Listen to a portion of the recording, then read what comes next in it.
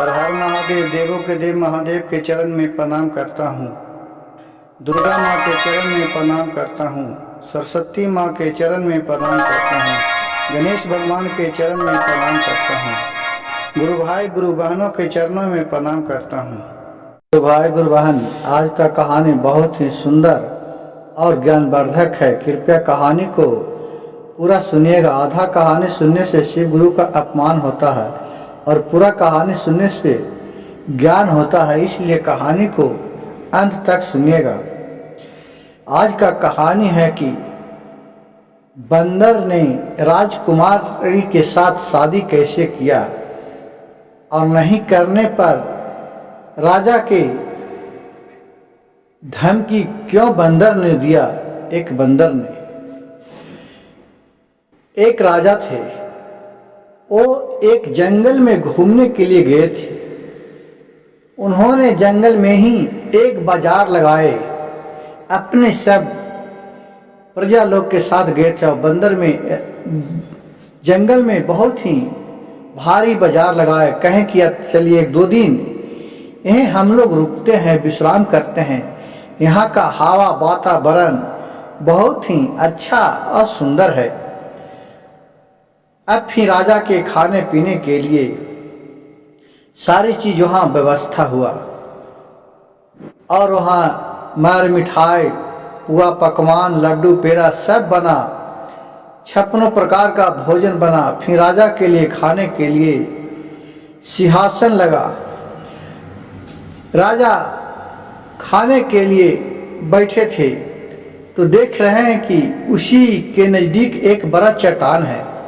वो चट्टान पर एक बंदर आके बैठा हुआ है और बंदर चुपचाप देख रहा है, लेकिन किसी को कुछ नहीं कर रहा है। एक बंदर होता है गुरु भाई गुरु बहन कि जो आपको देखेगा तो सर सामान लेके भाग जाएगा, इधर उधर कूद फान करेगा, लेकिन वो बंदर चुपचाप बैठ के देख रहा था और कुछ खाने का सामान भी नहीं वो लेके भाग रहा था।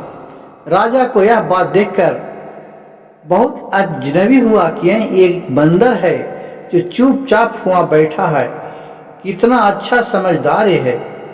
अपने मंत्री से बोला कि ये मंत्री देखिए, एक जानवर भी है जो कितना समझदार है, जाइए इसको भी खाने के लिए कुछ दे लाइए।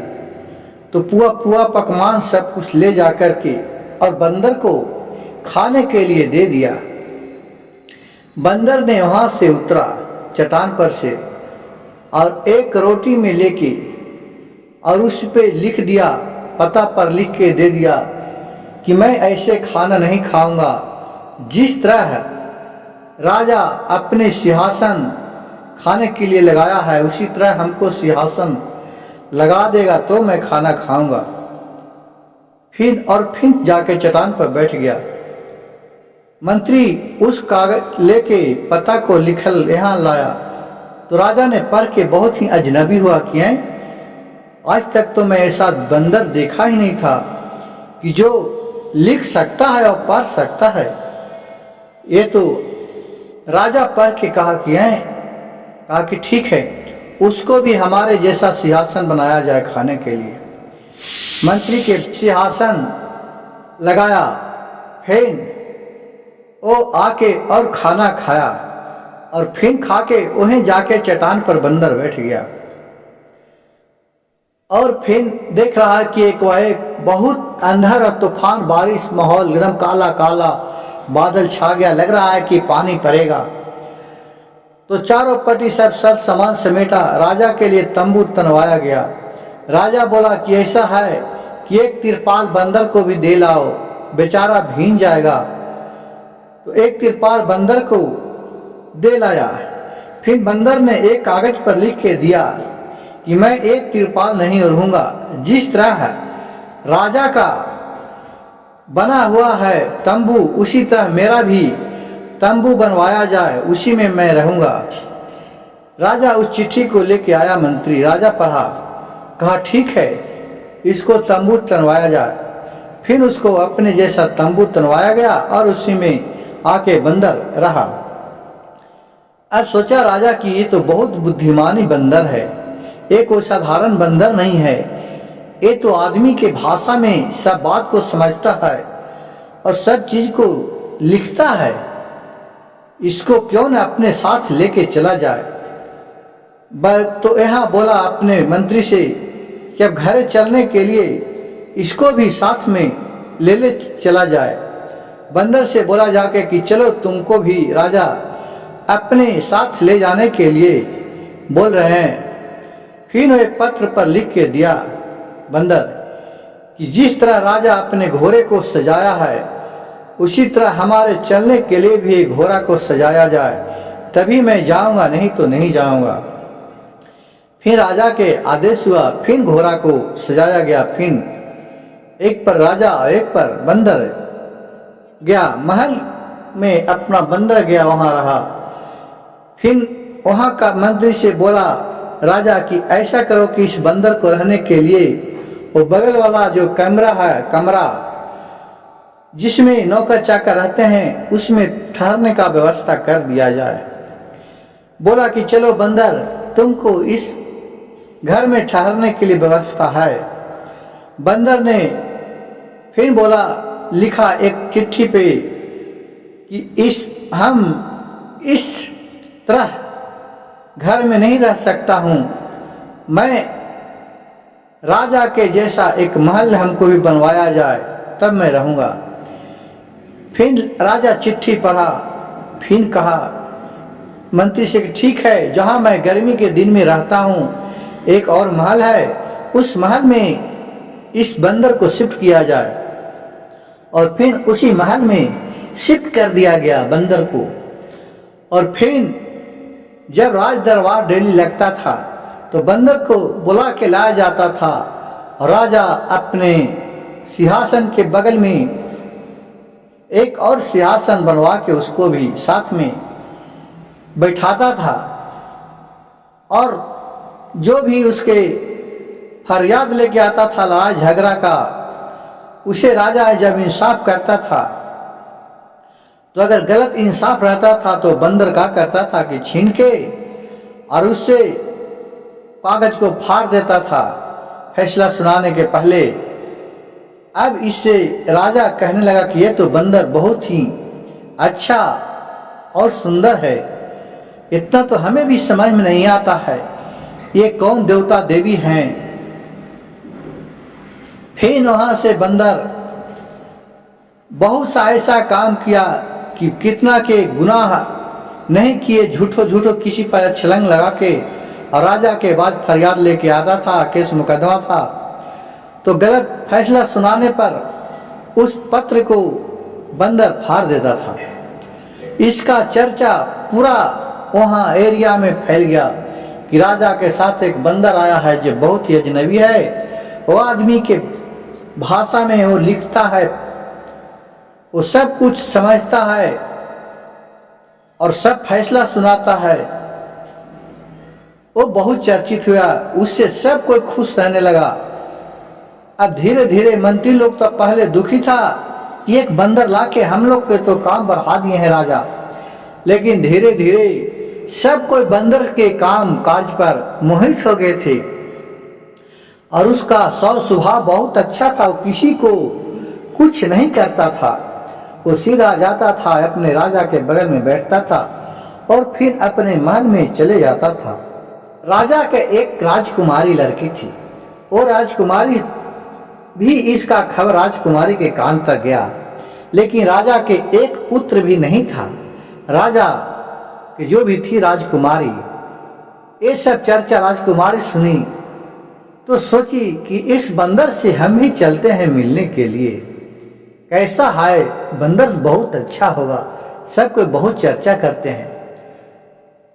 लेकिन उसकी माँ थी रानी, जो उस बंदर से बहुत चीखता था और बोलती थे अपने राजा से कि इस बंदर को यहाँ से भगा दो और यहाँ से जंगल में भगा दो, उस बंदर आके ठीक नहीं काम कर रहा है, जहाँ भी अपने जैसा उसको इतना बढ़ावा चढ़ावा दे दिए हैं कि खाना शौर स्वागत सब चीज अपने जैसा उसको राज सिंहासन पर बैठा दिए हैं, ये सब ठीक नहीं है। वो लेकिन औरत को बात को राजा नहीं मानता था, औरत को बात को अनसुनी कर देता था। फिर एक दिन के बात हुआ कि उसको लड़की देखने के लिए बंदर को आया था। जब बंदर जा रहा था निकल के अपने महल में, तो देख के बंदर भी लड़की को, उसके बच्ची राजकुमारी को देखने लगी और राजकुमारी भी बंदर को देखने लगा। धीरे धीरे वो दोनों, पहले तो राजकुमारी डर गई, लेकिन धीरे धीरे वो निर्भय हो गई।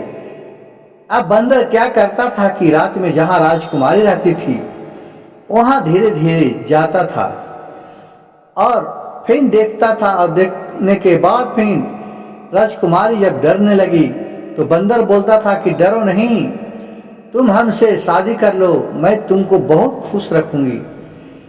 वो बोला कि तुम तो एक बंदर है, तुम हमें क्या खुश रख सकते हो, कह के तुम शादी तो कर लो, मैं तुम्हें अपने जिंदगी में कभी भी दुख नहीं होने दूंगा। ये सब बात राजा के कान तक गया और रानी के कान तक। रानी ने कहा कि आज ही इस बंदर को हटा दो, नहीं तो मैं अपने जान दे दूंगा, मैं जहर डकरा खा के मर जाऊंगा। राजा एकदम बेबस हो गया। राजा ने बंदर के पास गया और बोला, बंदर, तुमको तो हम अपने परिवार के समान इज्जत प्रतिष्ठा सब कुछ किया, तुम्हें लाया, और तुम में इतना अब उत्पत्ति देख रहे हैं कि तुम मेरे बेटी के पास जाता है और उसको धमकी देता है शादी करने के लिए। अभी मैं यहाँ से तुम्हें जंगल में छोड़ आता हूँ, जानवर तो जानवर ही होता है। इतना बात बंदर सुना, उसको गुस्सा आ गया। राजा के म्यान से तलवार निकाला और राजा के गर्दन पर सटा दिया। बोला कि राजा, अगर तूने अपने बेटी से हमको शादी नहीं करेगा तो तुम्हें सर से धज अलग कर दूंगा, काट दूंगा। अगर तुम अपनी जिंदगी चाहते हो तो तुम अपने बेटी को हमारे साथ शादी कर दो। मैं तो तुम्हें इसलिए भी मुकर रहा हूं कि तुमने हमें बहुत भलाई किया, तुमने अपने राज में लाके, अपने महल में लाके हमको खाने पीने के लिए कोई कमी नहीं रहने दिया, अपने का बराबरी हमें दर्जा दिया, इसलिए मैं तुम्हें मुकर रहा हूँ। लेकिन जब तुम अपने बेटी के मेरे सिवाय और किसी के साथ शादी कर देगा तो मैं तुम्हें जान से मार डालूंगा। राजा बोला, भले मर जाऊं लेकिन तुम्हारे साथ शादी नहीं करूंगा। बोला कि एक बार और सोच लो, भले अगर तुमको मारना ही पड़ जाएगा तब मार दूंगा, लेकिन तुम्हारे लड़की के साथ मैं विवाह कर ही लूंगा। एक बात जाके अपने रानी को राजा बोला और रानी को और अपने बेटी को बुला के सारी कहानी कहा कि बेटी, अगर मैं नहीं रहूंगा तो तुम लोग किसी तरह अपना जीवन गुजर कर लेगा ना। बेटी बोले कि क्यों पिताजी, आप ऐसा बात क्यों बोल रहे हैं। राजा सारी बात बंदर के बता दिया। उस पे उसकी माँ बहुत चिल्लाने लगे और बोले, किसी से मैं बोले थे कि बंदर को नहीं लाइए, बंदर बंदर ही होता है। कहा कि एक काम करो कि तुम लोग अंदर के में तुम लोग जगह भेज देता हूं, तुम लोग वहां रहना, मैं मर भी जाऊंगा, जब तक तुम्हारा आशा पासा बंदर छोड़ देगा, चला जाएगा, तब तुम लोग आना। लड़की ने बोले कि नहीं पिताजी, अगर भोलेनाथ का एक कृपा होगा, मैं बहुत ही भोलेनाथ का पूजा पाठ करता हूँ, उनका नित्य दिन ध्यान करता हूँ, वो जो भी करेंगे ये अच्छा ही सोच समझ के करेंगे, इसमें भी कुछ रहस्य छिपा हुआ होगा। मेरे अगर भाग में बंदर है तो मैं बंदर से ही शादी करूंगा, आप करवाइए। मैं वो कह रहा है तो जरूर खुश रखेगा, हमें वो दुखी नहीं होने देगा। और फिर अपने माँ को बोले कि माँ, तुम्हें मैं ही नहीं रहूंगा, तुम लोग नहीं रहेगा तो हम जी के क्या करूंगा, हमें बंदर से शादी करना मंजूर है। सबके बात बोल के राजा जाके बंदर के बोला, ठीक है भाई, मैं अपने बेटी के साथ तुम्हारे शादी करने के लिए तैयार हूँ। और फिर बंदर के साथ बंदर बोला कि ठीक है, सारी व्यवस्था किया जाए, और शादी आज ही हुआ। और फिर दोनों बंदर के साथ पूरा धूमधाम से शादी कर दिया राजा अपने बेटी को। और फिर बंदर को अपने महल में उसके रानी बेटी को लेके चला गया।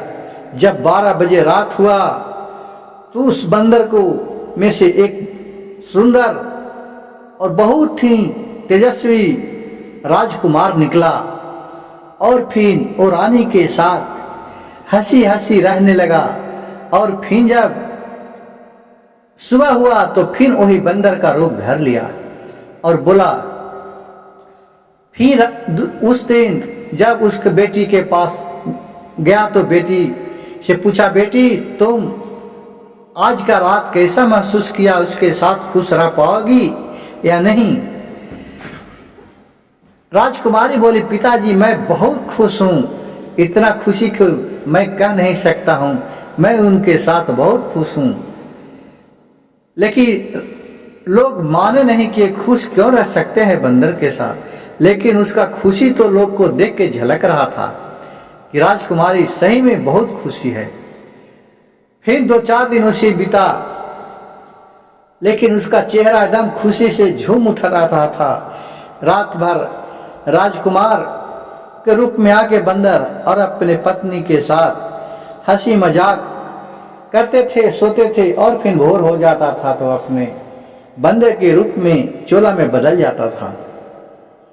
उसका माँ था जो सोची कि जरूर कुछ दाल में काला हल्ला है, क्या वजह है कि बंदर के साथ मेरा बेटी इतना खुश है। हम लोग के खुशी रहने के लिए तो ये नहीं ना झूठो मूठो कह रही है। माँ के दिल तो माँ के ही होता है गुरु भाई गुरु बहन।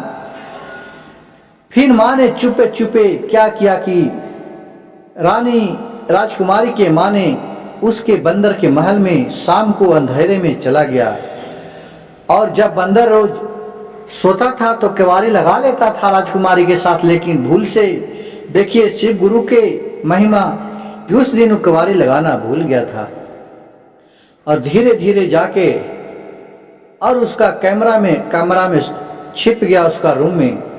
जब 12 बजा रात तो देख रहा है कि उस बंदर से एक सुंदर सा राजकुमार वहां निकल के आया और उसके बेटी के साथ अच्छा खुशी से बोलने लगा, बतियाने लगा। इसको नींद टूटा आवाज की सुना कि है कौन मेरी बेटी के साथ बतिया रहा। देख रहा है कि बहुत सुंदर सा राजकुमार है और यहाँ देख रहा है कि वो जो बंदर का चोला है वो ऐसी खोल रखा हुआ है। रानी सोची कि क्यों न इस खोल को जला दिया जाए तो हमारे जो राजकुमार है राजकुमार ही रह जाएगा, वो बंदर में परिवर्तन नहीं होगा। और रानी क्या किया कि वहां से चुपचाप लाकर चोला को अपने महल में तेल छिड़क के लहरा दिया। जब यहाँ चोला लहरने लगा बंदर का तो वहाँ राजकुमार भी लहरने लगा और जोर जोर से चिल्लाने लगा, बचाओ बचाओ बचाओ। अब ये बात सुन के तो राजकुमारी को समझ में ना आया कि ये क्या हो रहा है। कोई फिर कहा कि देखोगे मेरा चोला क्या हो गया, मेरा चोला को लग रहा है कोई लहरा रहा है, इसीलिए मेरा देह में आग लग गया। फिर जा रहा देख रहा तो बंदर का जो खोल है वो नहीं है। फिर धोखता हुआ वो अपने माँ के महल में गया तो देख रहा है कि बंदर का जो खोल है उसको लहरा रहा है उसके माँ। फिर उसको ऊपर पानी छिटा, कहा माँ तूने क्या कर रहा है, क्या कर दिया तूने। कहा कि वहां देखिए मेरे राजकुमार है जो लहर रहा है वो गायब हो गया, बहुत चिल्ला रहे हैं। फिर वहां से बुता के और गया तो देख रहा है कि राजकुमार गायब हो गया और क्या देखा। अब इसको तो नींद ही नहीं पड़ने लगा। अब अपने बहुत दूर दूर तक राजा खोजवाया ये अपने बंदर को, लेकिन कहीं बंदर मिला नहीं। अब उसकी जो बेटी थी बंदर नहीं मिला। फिर राजकुमारी क्या किया कि कहा कि पिताजी मैं खुद ही अब जा रहा हूँ, मैं अपने पति को खोजने के लिए मैं उनके बिना जिंदा नहीं रहूँगा, मैं मर जाऊँगा। और माँ बहुत ही अफसोस करने लगा, बोला कि हम तो नहीं जानते थे बेटी, मैं तो सोचा कि इस चोला को लहरा दूंगा तो फिर राजकुमार ही रह जाएगा, लेकिन हमको पता नहीं था कि ऐसा भी होगा। फिर वहां से एक अपने बूढ़ी माँ के रूप धरी साधु के, और वहां से अपने बंदर को खोजने के लिए निकल गया। खोजते खोजते जीते जीते एक जंगल में पहुंच गई। दम बेबस होके राजकुमारी एक पेड़ के नीचे सो रहा तो उस पर एक देख रहा है कि सुगा और एक सुगनी दोनों आके, तोता और एक मैना दोनों आके बैठा था। तोता मैना बतिया रहा है कि एक राजा है जिसका बंदर का रूप धरा हुआ था, उसका जो रानी था उसको चोला के लहरा दिया था। वो बेचारा इस जंगल से जो पूर्व पटी है उस राज्य का राजा का बेटा था, वहां वो लहर रहा था, यहाँ इसका राजा का बेटा लहरा था। और ये तो राजा के बेटा पूरा लहर गया है, काज ने कौन ऐसा किया है, उसको ठीक नहीं हो रहा। दूर दूर से बहुत देश विदेश से सब आए लेकिन उसको ठीक नहीं हुआ। तो मैना बोल रहा है फिर तोता कि तो ठीक कैसे होगा। कहा कि उसको ठीक कैसे होगा कि जिस पेड़ पर हम लोग बैठे हैं इसको छाल कोई अगर ले जाएगा, इसको छाल पेड़ के और ले जाकर के वहां एक चंदन के लेप लगा के और उसको शरीर में लगाएगा तो 11 दिन में लड़का पूरा स्वस्थ हो जाएगा, पूरा सब तरह से ठीक हो जाएगा। इस लड़की ने सब सुन लिया, ये समझ गया कि मेरा ही राजकुमार है। एक कहा उठा और फिर शाम हुआ और वो दोनों तोता मैना उड़ गया उस पेड़ पर से। एक क्या किया कि उस पेड़ का छाल पूरा खखोरा और एक पोटली में बंद किया और फिर वहां से आगे निकला और एक वैद्य का रूप धर लिया और उस राजा के दरबार में पहुंच गया और बोला कि सुन रहे हैं राजा कि आपको लड़का बहुत दिन से बीमार है, वो ठीक नहीं हो रहे हैं, मैं थोड़ा इलाज करना चाहता हूँ, क्या आपका हुकूमत है। राजा बोले कि जब तक आज तक तो देश विदेश के मेरे सब थक गया है, तुम क्या ठीक कर सकते हैं। कहा कि एक मौका हमें भी दिया जाए महाराज, मैं आपको ठीक कर दूंगा, अगर नहीं करूंगा आपसे पैसा एक भी नहीं लेने जा रहा हूँ, पैसा को कोई मांग नहीं कर रहा हूँ, एक तुरी तो मेरे मौका दिया जाए। कहा कि ठीक है जाइए। गया राजभवन में, वहां राजकुमार के पास गया, ये देखा, ये तो समझ गया कि वही राजकुमार है, पूरा बदन जला हुआ है। ये अपने जैसे बोला था वही चंदन के साथ ये छाल को लगा के और उसका लेप चढ़ाने लगा। 2 दिन के बाद राजा के लड़के का पूरा सुधार होने लगा, उसका स्वास्थ्य ठीक होने लगा। जब 11वें दिन हुआ पूरा राजा का लड़का पूरा सुखी संपन्न खूब ठीक हो गया। अब रात में ये भेष बदल के तो वहीं रहता था। उसी रात क्या किया कि राजा का लड़का की एक अंगूठी था, वो अंगूठी निकाला और अपने पहना और आते रात वहां से ठीक हो गया, अपने अपने राज में चला आया। फिर जब बिहान हुआ तो देख रहे हैं कि वहां डॉक्टर है ये नहीं है जो इलाज करने के लिए आया है, ये नहीं है। राजा खोजा चौपट की उसको बहुत इनाम देंगे, मेरे बेटे को ठीक कर दिया है। अब मैं जाता हूं, कल पता नहीं चल रहा, लेकिन एक अंगूठी है जो राजा खाली लेके गया है उसका लड़का के, और कुछ भी सामान नहीं ले गया। राजा बहुत चिंतित में था कि मैं तो अपने बेटे का इलाज किया, वैद्य को खोज रहा हूं, उसको इनाम देते, मुंहमांगी इनाम देते, लेकिन वो बिना ले चल गया। कैसा था भगवान भोलेनाथ, किस रूप में कब आते हैं जिसका कोई नहीं जानते हैं। भोलेनाथ का ही कृपा था कि वो भेजे। फिर जब राजकुमार ठीक हो गया वो अपने पिताजी के पास गया और बोला पिताजी मैं एक शादी किया था फलने राजा के लड़की के साथ, वहां मैं जाता हूं अपने पत्नी को लाने के लिए, आप आज्ञा दीजिए। बोला कि ठीक है आप चले जाए। और वहां से राजकुमार निकला अपने पत्नी को लाने के लिए।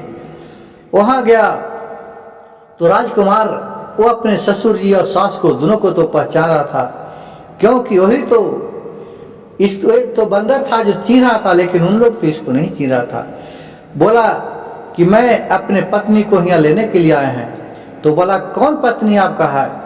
कहा कि मैं आपका बेटी मेरी पत्नी है। कहा कि नहीं, ये तुम झूठ बोल रही है, मैं कैसे मानूं, वो तो बंदर था। कहा कि बंदर था, लेकिन आप लोग ने उसको जान से मार दिया था, उसको देह में आग लगा दिया था। कहा कि हाँ, तुम कैसे जानता है? कहा कि हमको एक बार मिलना है राजकुमारी से। और राजकुमारी से जाके मिला और वो सारी कहानी राजकुमारी के साथ कहा कि मैं ठीक हो गया हूँ, मैं तुम्हारे पति हूँ, मैं तुम्हारे ले जाने के लिए आया हूँ। कहा कि मैं कैसे मानूंगा कि आप मेरे पति हैं। वो सारी कहानी कह के सुना दिया कि मैं एक बंदर था, मेरा श्राप दिया था एक साधु ने, मैं राजकुमार था। वो साधु ने श्राप दिया था कि तुम साल भर तक उसको जब तपस्या कर रहा था और मैं उसी जगह शिकार खेलने जा रहा था कि एक शेर को मारने के लिए तीर चलाया, शेर भाग गया, लेकिन वो तीर जाके साधु बाबा के पैर में लग गया था। फिर जाके मैं तीर को निकाला था। उसी गुस्सा में साधु बाबा ने हमको श्राप दे दिए थे कि तुम सदैव बंदर के समान रहेगा, और उसी बात से हम बंदर हो गए। लेकिन उन्होंने इसके बहुत गोर हाथ पड़े। अब बोले कि बाबा हमें गलती हो गया, इस श्राप से मुक्ति कीजिए।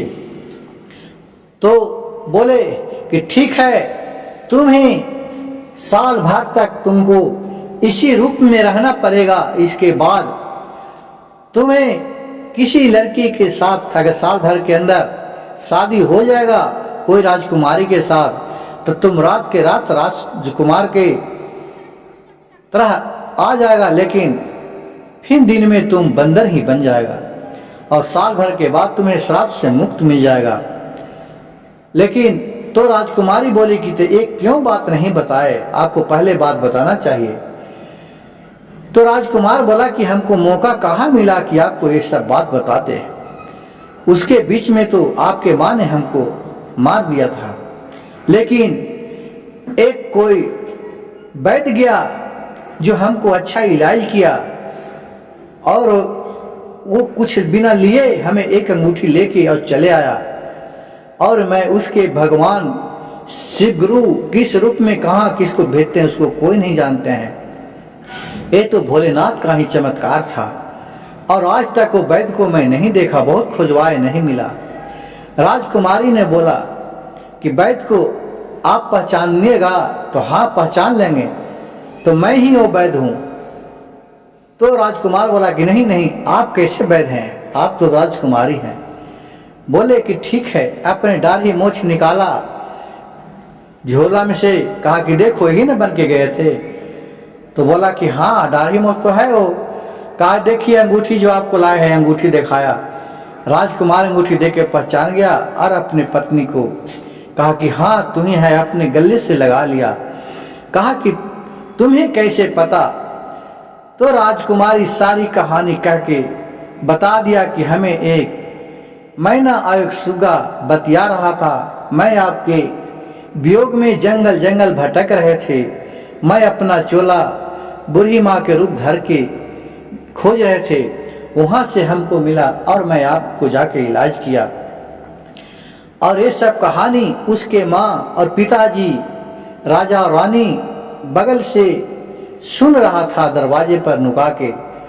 दोनों जब देखा तो दोनों धोख के गया और राजकुमार के कहा कि हमें जो गलती है क्षमा कर दो, मैं तो तुम्हें भूल गया था, तुम लोग स्वयं भगवान है।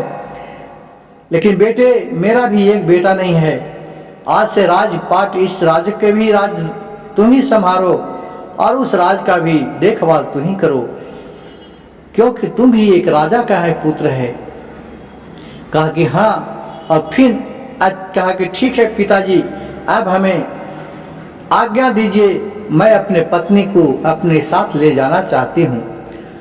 कहा कि ठीक है, लेकिन यहाँ भी आते रहना। और समय समय पर आके राजकुमार देखने लगा इस राज को भी और उस राज को भी, अपने पिता को राज के भी। गुरु भाई गुरु बहन, इस कहानी आपको अगर अच्छा समझ में आए तो कृपया मेरे चैनल को एक लाइक, एक सब्सक्राइब, एक शेयर कर दीजिएगा, ताकि ऐसा ज्ञानवर्धक कहानी आगे तक पहुंच सके। हर हर महादेव, घर घर महादेव।